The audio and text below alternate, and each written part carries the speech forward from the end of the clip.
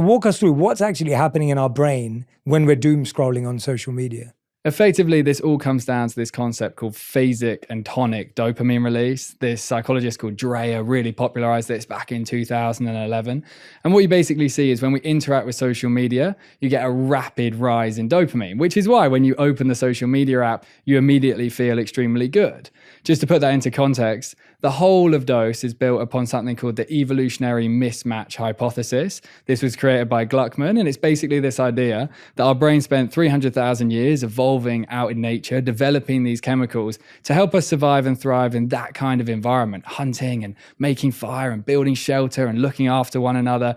And with dopamine specifically, the only way we were capable of accessing it was through hard, challenging activities. We had to effectively earn the increase in dopamine. And we might have experienced that like once or twice a day, like the fire finally lit, or we successfully caught some food or whatever it may be.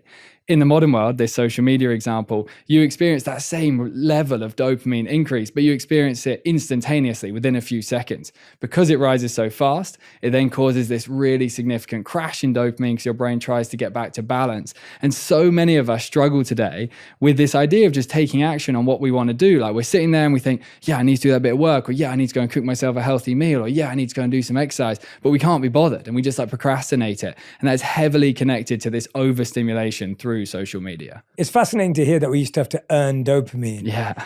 How quickly does it diminish, and what does that crash look like?